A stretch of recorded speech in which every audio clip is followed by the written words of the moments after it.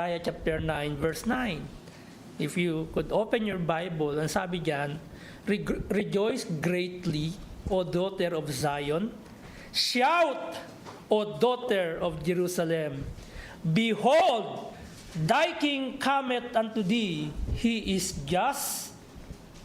Hindi yung salitang lang ha. He is just, he is matuwid. Okay? And having salvation, lowly, and riding upon an ass or colt, and upon a colt, the foal of an ass. Yung sa tingin natin ngayon, na modern day, na kapag tinitingnan natin yung donkey, napakababa ng tingin natin. But that donkey, that colt, that ass is used by the kings. Even nung inihalal nila si King Solomon, colt yung ginamit nila. As yung ginamit nila. And they proclaim, long live the king. Sa Europe, ang ginagamit is what? Kabayo. Bakit hindi pinili ng Diyos ang camel?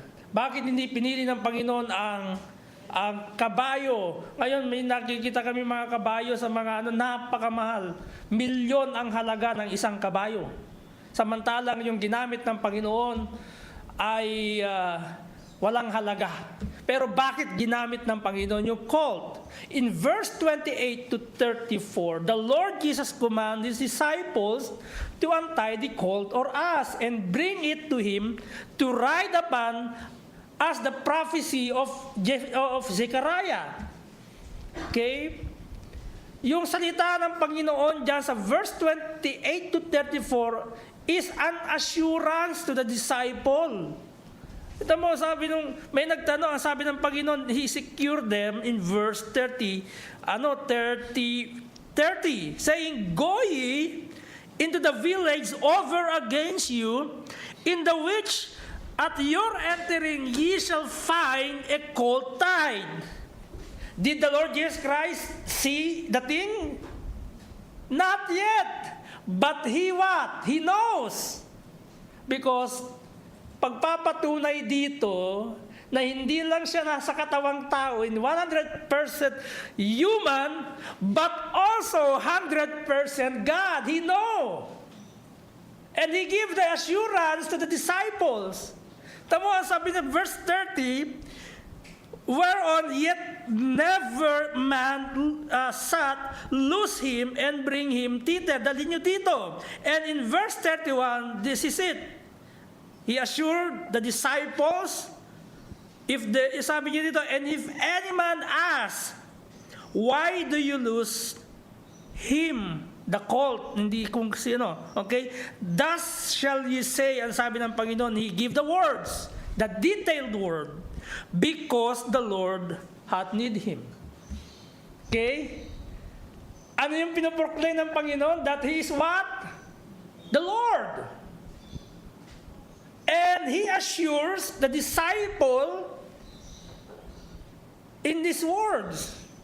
Meaning that the words of the Lord Jesus Christ is powerful.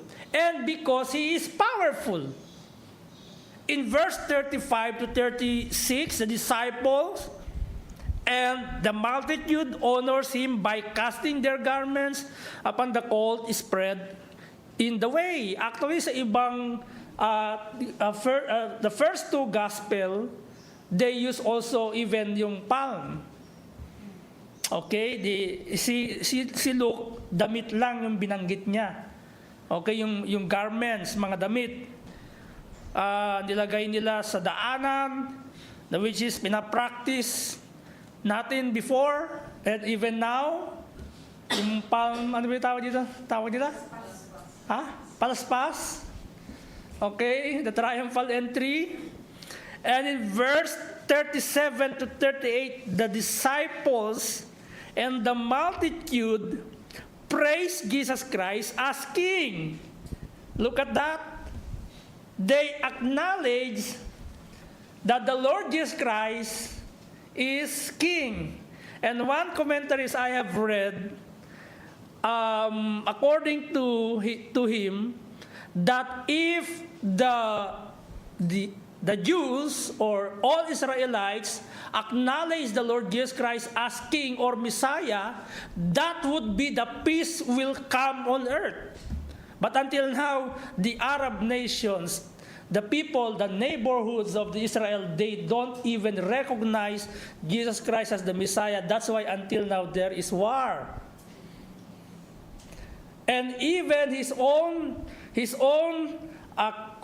countrymen, they don't recognize him as the Messiah. Yung mga extremist, what do you call this, Judaizer, pagka sinabi mo si Jesus Christ, dalawa lang aabutin mo, dura o sampal sa kanila.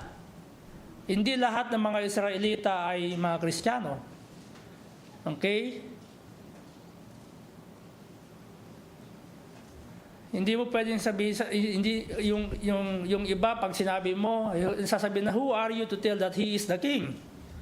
Ayaw nga nilang tawaging king si Jesus Christ. Okay? But here, merong critics. Verse 39. Tignan niyo yung verse 39 sa inyong Bible. And some of the Pharisees from among the multitude said unto him, Master, rebuke thy disciples. So, ibig sabihin, among the multitudes, there is a Pharisees, there is the religious, the priest or the pari sa Tagalog. Kasi yung priest binanggit sa ibang salin saserdote, pero sa original na salin ng priest pare. Okay? Sinabihan nila si Jesus Christ, sabi niya, Master, sitahin mo yung mga lingkod. Bakit ayaw nilang mapakinggan yung praises nila kay Jesus Christ? Because they don't believe na si Hesus Kristo ay King. In verse 37 to 38. And the Lord Jesus Christ respond to them in verse 40. Jesus assures those critics and haters of him that if he stops his followers proclaiming that he is the Messiah or he is the Savior, you know what? Even the nature will proclaim it. If you stop, and sabi niya, in short, if I will going to stop in verse 40, then even the stones will cry. Ang tinutukoy ni Jesus Christ dun, maging yung mga nature or element, mga bagay, ipoproclaim that Jesus is the Savior, that Jesus is the Messiah, the Savior. Yun yung interpretasyon sa verse 40. So what would you do if Sheikh Maktoum will going to visit will going to visit our house? Anong gagawin ninyo? Magbibihis kayo, di ba? Maglilinis kayo diyan, di ba? Correct? Look at me. Naglilinis kayo, di ba? Lalagyan nyo na red carpet o red carpet para makadaan siya. Correct? It dignifies his position. Honoring his position. Okay? Ganun tayo. Pinaghahanda. Even nga yung bisita natin eh.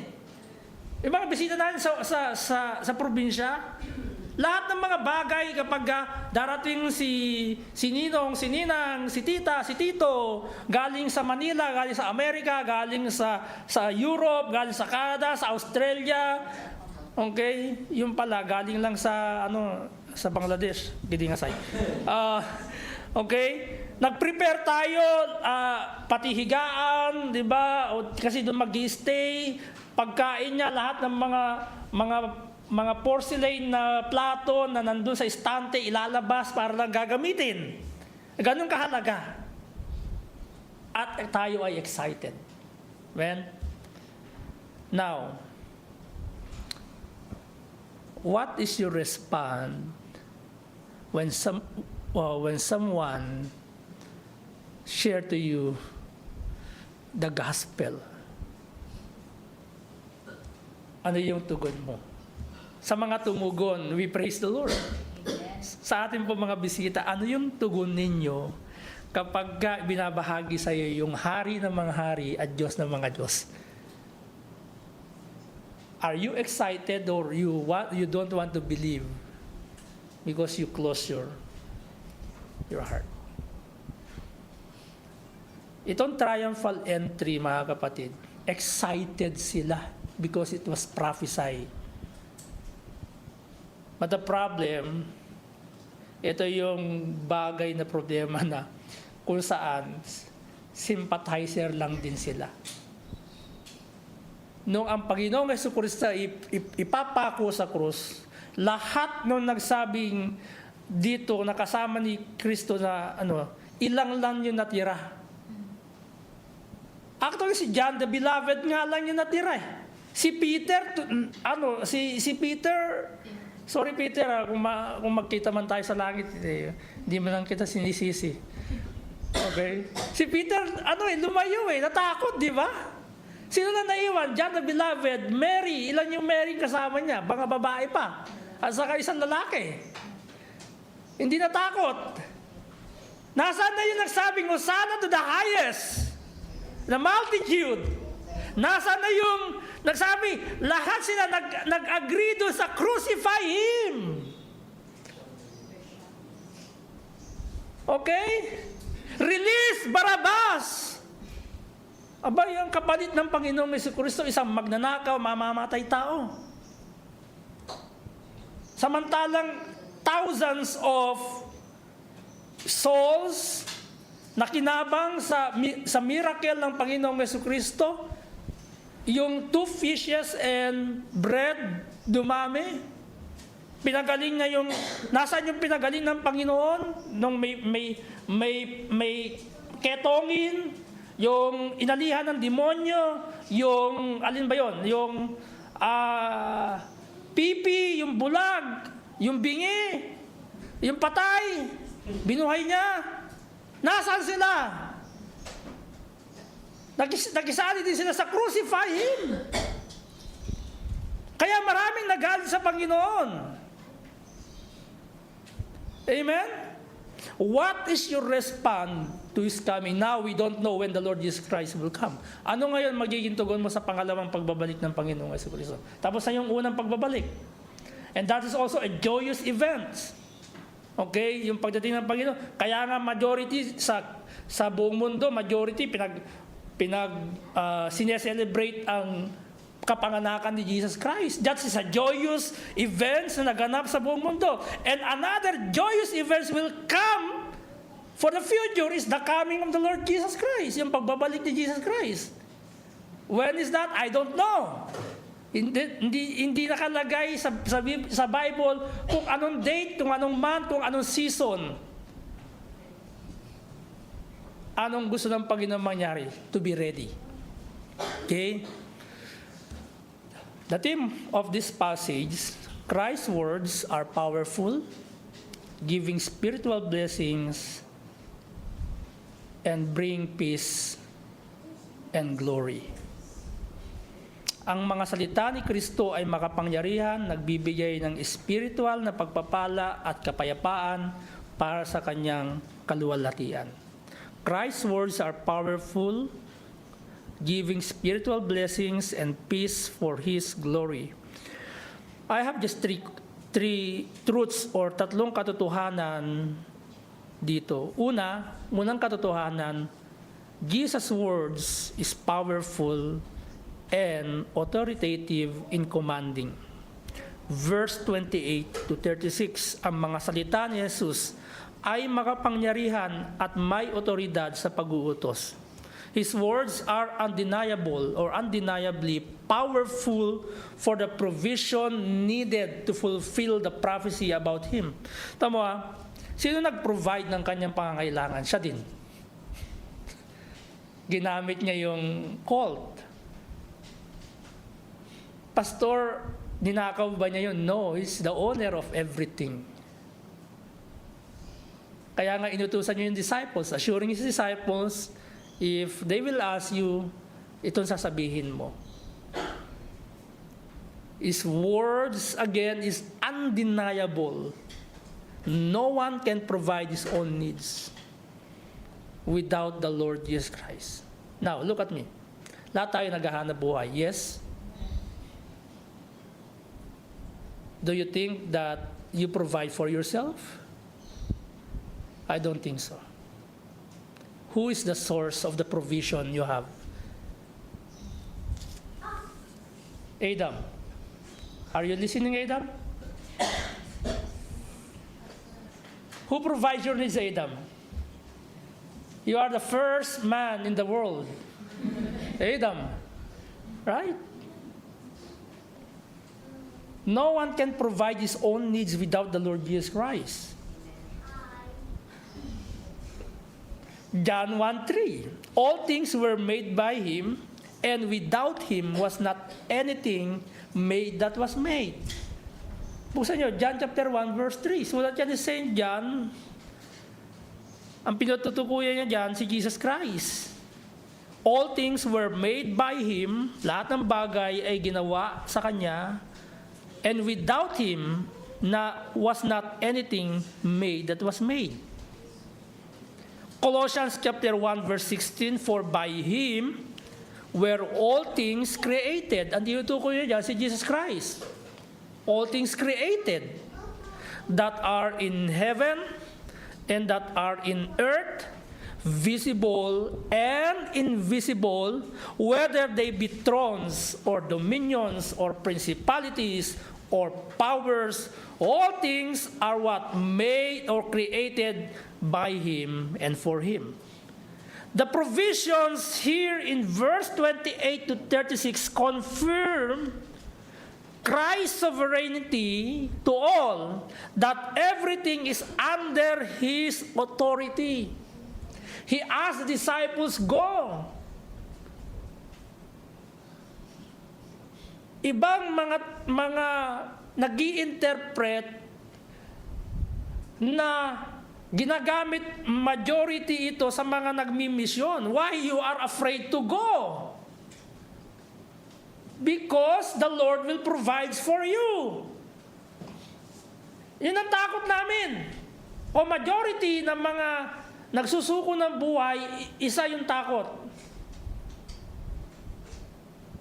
Provision. Don't you think that the Lord Jesus Christ, He asked the disciples in verse 29, He sent two of His disciples and said, go ye into the village. Inutusan niya sila. Okay? For the provisions. Pagpapakita na yung kanyang pagkadakila ay siya yung may otoridad sa lahat ng bagay. He even uses the lowliest, okay, na sa tingin natin, sa isip natin, na yung asno, yung colt, ay napakababa sa mga beast, pero ginamit ng Panginoon. He is, isa sa meaning dyan is that the Lord is reachable. Isa kasi sa characteristic ng Panginoon, He is meek. Madaling i-approach. Okay? And He is lowly. Kaya ginamit niya ito. Ulitin ko, sa mga parade, hindi man lang nare-recognize yung asno. Ang laging ginagamit, kabayo. Chariots, kabayo ang ginagamit. Yung kalesa, kabayo ginagamit. Meron na ba kayo nakitang kalesa, kalabaw? Kalabaw ang ginamit. Baka ang ginamit. Di ba? Kabayo. Mas famous yung kabayo kaysa sa colt o sa asno. Okay?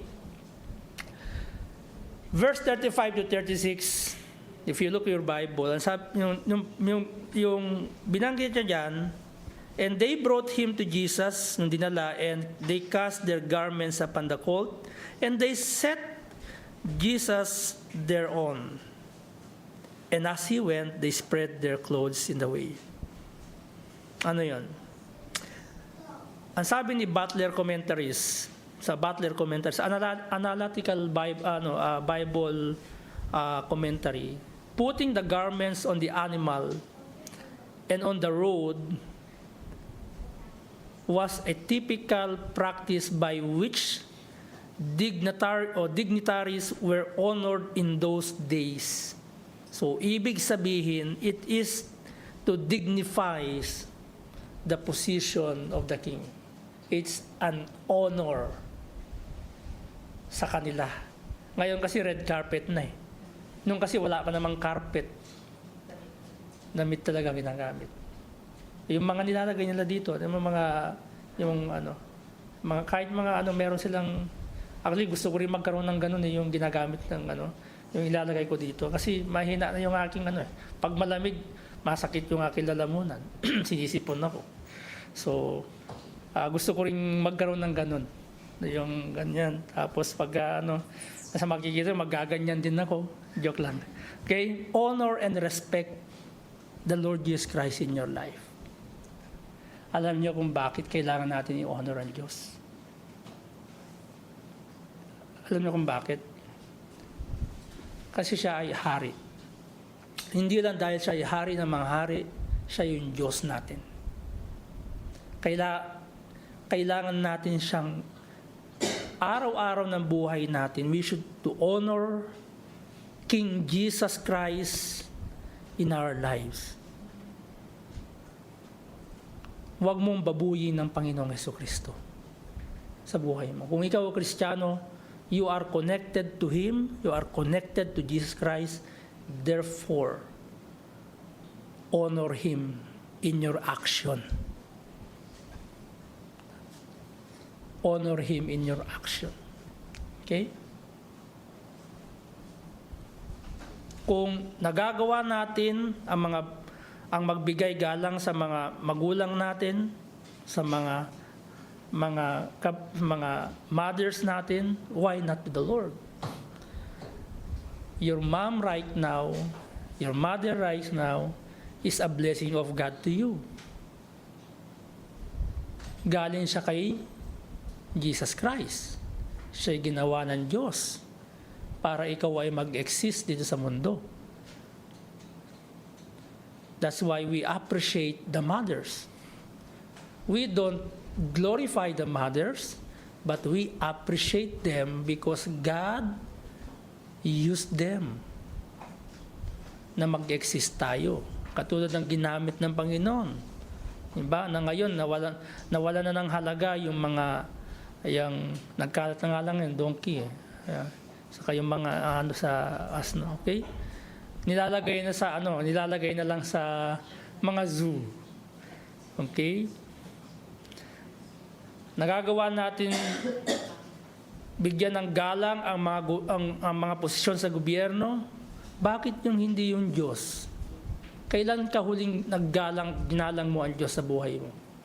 Hindi sa salita, sa action mo bilang isang mananampalataya. Kung ikaw ay totoong mananampalataya, dapat ginagalang mo siya in your action. Okay?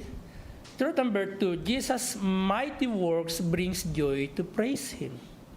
Truth number 2, Jesus' mighty works brings joy to praise Him. Verse 37 to 38, we're almost there, mga kapatid. Ang makapangyarihang gawa ni Jesus ay nagdudulot ng kagalakan upang purihin siya. Now, sa verse 37, did you notice the word? And when He was come nigh, even now at the descent at the Mount of Olives, the multitude of the disciples began to rejoice and praise with a loud voice for all the mighty works that they have seen. Now, ano ba yung ginawa ng Diyos sa buhay mo na meron kang joy dito sa buhay, sa puso mo to praise Him? is not that you are connected to Him. It's not that He died for you. Hindi ba yun dakilang himala? Na minsan inaawit natin yung dakilang himala. Di ba? Inaawit ni Russell yun eh. Ano nga ulit yung Russell? Dakila ka, O Diyos, sa habang panahon. Tama? Pagmula pa, nakalimutan ko na. Ano yun? Pagmula sa ugat ng aking lahi. Generation by generation, nakita yung gawa ng Panginoon. And that's why, in these two verses, kaya sila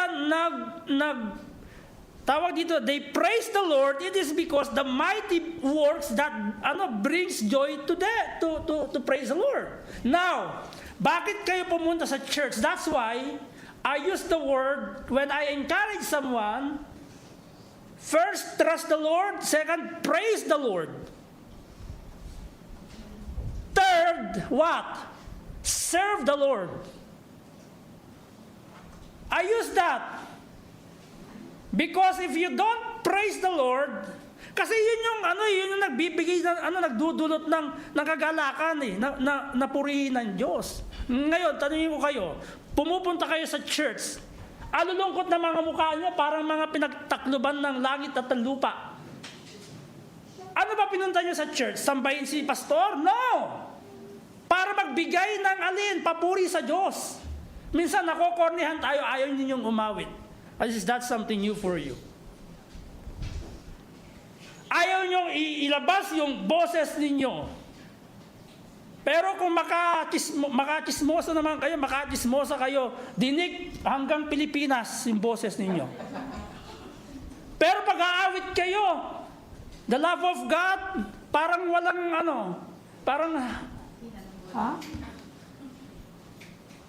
yun dapat yung nagbibigay ng kagalakan yung ginawa ng Panginoon sa inyo. That's why when we sing, I don't care. Sintunado ka, wala ka sa tune, I don't care.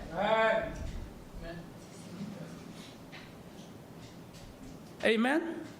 Because yung ginawa ng Diyos sa buhay ko, yun yung magdadrive sa akin to give praise to the Lord.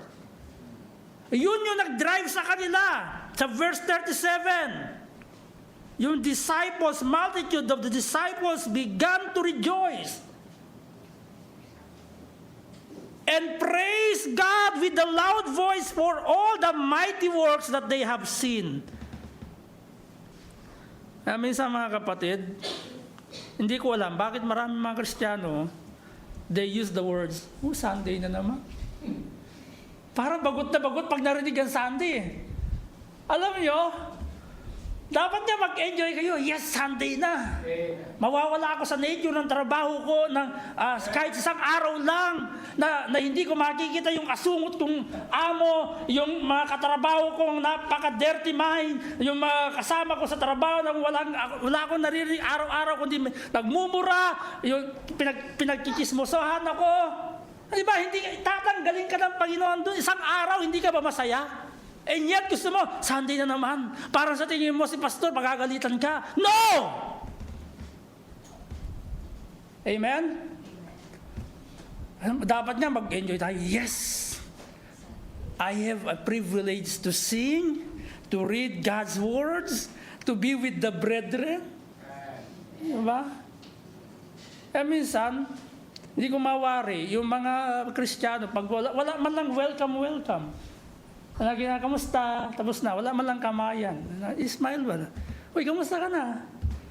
Diba? Hindi ko sinasabi maging plastic ka. Yun dapat ang pinapractice ng bawat mananampalataya. Mga bata, children, when you see elders, especially they are in the church, they are the servant of God, approach them. Be happy. Okay? And bless. Tayo naman mga matatanda na, pag may bisita o pag may dumating, magkamayan tayo, kamusta? Amen? Bakit hindi natin pinapractice yun? parang ang dating ng church, parang lugar ng kung saan kakornihan. Samantalang sinabi dito ni Saint John, ni Dr. Luke, na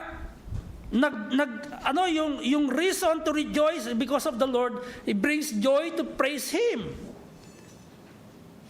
Alam niyo bang is a pleasing things na ang bawat isa sa atin ay isabihin nag-enjoy together in front of God. Amen. Alam niyo bang napaka-pleasing things na even though we are called sa natin ang tawag sa atin mga baptisma, solemn natin. I don't care to be solemn. But actually dapat mas dynamic tayo umawit. Why? Solemn ang pagkarinig nyo. Alam nyo ba ibig sabihin ng solemn? That's why sabi ni King David, worship the Lord in the beauty of what is holiness. Yun yung isa sa dapat practicein natin, in the beauty of His holiness. When we talk about holiness, okay, hindi lang yung relasyon natin sa Diyos ang kasama doon. Relasyon natin sa bawat isa. Relasyon natin sa Diyos sa bawat isa. Are you with me? The reason to praise God is the miracle He has done in our lives. The greatest miracle we ever experience is that God declared us righteous through Christ's righteousness. In verse 37. John chapter 1 verse 12, but as many as receive Him, to them gave He power to become the sons of God. Anong ibig sabihin nun? Ano yung implicitly tinutukoy ni Saint John dito? You are not what? You are not the sons of God before. We are not children of God before. But when we accept the Lord Jesus Christ, we become sons of God. Is not that greatest miracle ever happened in your life? Hindi ba yun yung dakilang himala na ginawa ang Diyos sa buhay mo? Ikaw ay bastard. I will use the word sorry for that. Kung masakit sa pakinig nyo na tayo ay bastard, anak sa labas. At itinuring tayo ng Panginoon, anak niya, binigyan niya tayo ng authority, ng right to call sons of God. Even to them that believe on His name. Look in verse 13. John chapter 1 verse 1 to chapter 1 verse 12 to 13. Which were born not of blood, nor of the will of the flesh, nor of the will of men, but of God. Sino ang nag-isip nun? Did you ever desire to come to the Lord? No! Hindi ka nag-desire pumunta sa Diyos. Kailan ka lang nagkaroon ng desire? Because God teach you. You know what? Sa Isaiah prophesy, nawawala yung mga tupa. Tayo is scattered abroad. We are led astray. We don't have the desire to come to the Lord. And yet the Lord is always guiding us.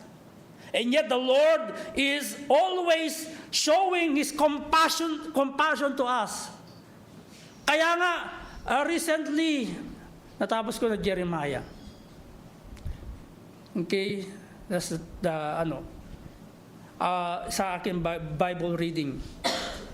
Kaya nga, ang sabi ng Panginoon sa true prophet Jeremiah, sabi niya sa mga tao, yung mga lingkod ko, hindi nyo pinapakinggan, nagigising ng madaling araw, nagpipray para sa inyo, inaabot kayo, pero anong ginawa ninyo? You don't respond. That's why, ano nangyari sa kanila? They scattered abroad. Until the day na nangyari yung Holocaust, 6 million of Jews ginawang barbecue. Why? Because they don't even listen to the servants of God. Again, mga kapatid, the greatest experience you have ever happened in your life is God declared you righteous. You are sinners. We are sinners. I am sinners. I am a sinner. But God declared me righteous. Romans 5:17, for if by one man's offense death reigned by one, much more they which receive abundance of grace and of the gift of righteousness shall reign in life by one, Jesus Christ. Therefore, as by one offense, as by the offense of one, judgment came upon all men to condemnation. Lahat tayo, okay, binili ng Panginoon ng kanyang banal na dugo. Even so, by the righteousness of one, the free gift came upon all men unto justification of life. We praise the Lord. Yun yung pinaka-greatest ever experience happened in my life. I am a sinner. Okay? I am not worthy to go to heaven. I am worthy to go to hell. But God's righteousness become my righteousness. Because He declared me righteous. Amen? Lahat tayo, even lahat tayo haharap sa Diyos. Lahat tayo, yung kaluluwa natin, tutungo dapat ng impyerno. Pero, dahil sa Panginoong Hesukristo, that's why the encouragement here, the points here is that yung mighty works na ginawa ng Diyos 2,000 years ago, or more than 2,000 years ago, that's why we have the reason to rejoice and to praise Him and to glorify Him. And that's why this church, one of our covenant is to practice what? Lord's Supper, Holy Communion. Kasi yun yung magpapaalala sa atin. Bakit, Pastor, kailangan paalala? Yes, you are just a man. You are not perfect. You are sometimes have amnesia. You forgot because you are loaded with a lot of pressure in your company. Amen? We get tired. That's why we have every Sunday, we encourage you to attend, to rejoice, to praise the Lord, because we want you to be refreshed. Anong gagawin mo? Wala kang maghapon, natutulog ka. Papasok ka, mafufrustrate ka sa trabaho mo. Mapapagod ka. Pagka kayo naman nag-aaral, ang dami nyong assignment, thesis. Ano ba yan? Diba? Project.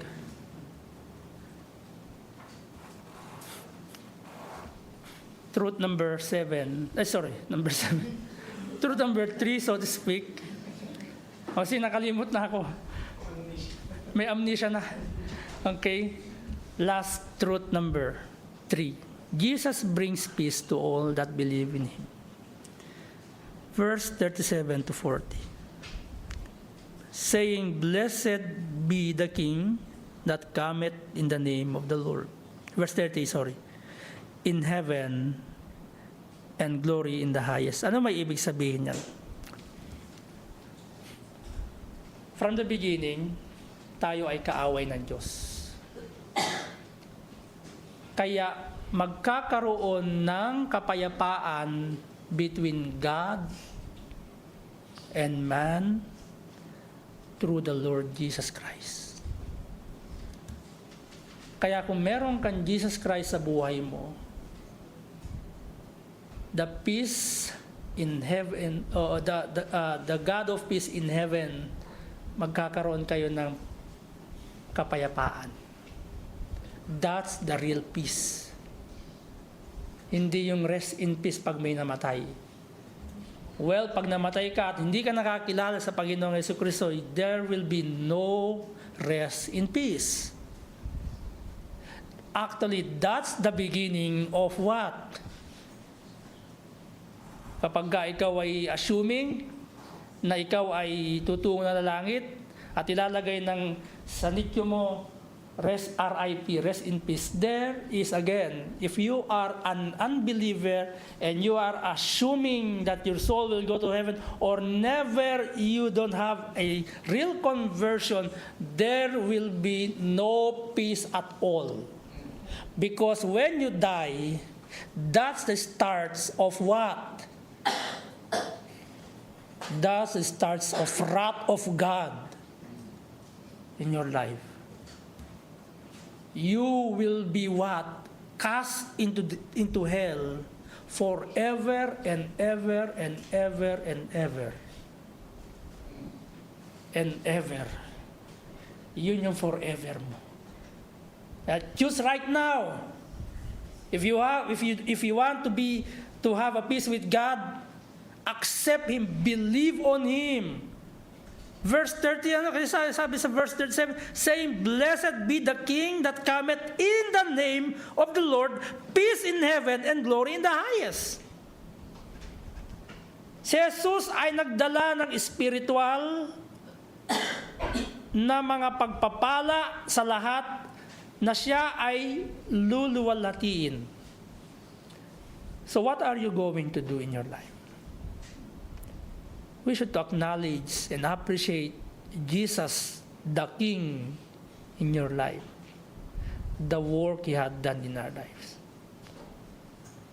Let's even say, thank you, Lord, daily. When you woke up.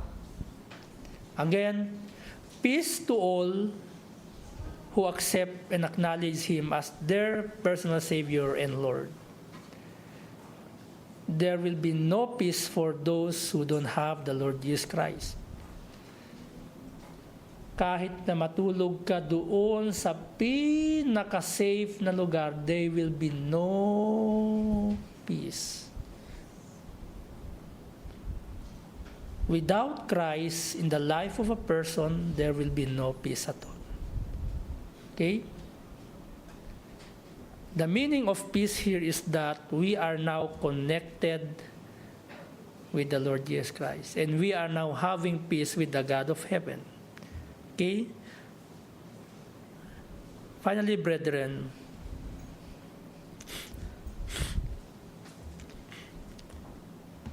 the Lord Jesus Christ brings peace to all. But, what is your response doon sa dinala niya? Are you responding to the peace that He offers? What is that peace, Pastor? You should to believe. Should to believe. Okay? Again, 2002, I'm assuming, up to 2010, I'm assuming I am a Christian. That's my nag-assume lang ako. Pero the real conversion happened in my life that I am enjoying right now when I know 2010, March 31, 2010, 8:55 p.m. in the evening, I got baptized. Okay? Because I don't want to feel the wrath of God abide on me. I don't know if you like that. Ayaw mo nga dito, araw-araw may, kanina, di ba, dinig ninyo, lagi may wang-wang doon sa, sa Kuwait, kasi nat-trace nila yung mga bomb. Oh, gusto nyo ba yon? Araw-araw sa buhay nyo, walang kapayapaan. Pero mangyayari yun sa impyerno. Kasi the wrath of God abide on every soul that don't have the Lord Jesus Christ in their life. Every eye closed and every head bowed. Let's go to God in prayer. Father, we thank you. The central theme of the entire Bible is about your love to us through our Savior Jesus Christ, who died for us while we were yet sinners. He demonstrated, according to Romans chapter 5 verse 8, that Christ died for us while we were yet sinners. Father, we thank you. We know now that there is a Savior, and that through the person of our great God and Savior Jesus Christ. Yung kanyang pagdating ay naging joyous events kasi siya ay nagdala ng kapayapaan. At yung kanyang pagbabalik na aming ngayong inaasahan is a joyous event na magdadala sa amin sa tunay na kapayapaan sa langit. Panginoon, tulungan niyo po kami. Tulungan niyo po yung bawat isa sa amin sa loob ng silid na ito. Maaaring dineded na namin yung salitang believe. Pero nawa, Panginoon, mag-inculcate sa buhay ng bawat isa na magkaroon ng totoong pagliligtas o real conversion sa bawat isa sa amin. Na ayaw po namin manatili sa amin ang galit ng Diyos na ibubulid yung aming kaluluwa sa dagat-dagatang apoy dahil hindi kami tumugon sa dala ng Panginoong Jesucristong kapayapaan, sa hindi naming pag-acknowledge na siya yung hari ng mga hari, Diyos ng mga Diyos sa buhay po namin. Tulungan niyo pong bawat isa. Mangusap po kayo, Panginoon Diyos. Tulungan niyo po kami. Nawa, Panginoon, kayo yung na-glorify, na-magnify, at naitaas sa aming kalagitnaan. In Christ's name we pray. Amen. May I call our game master?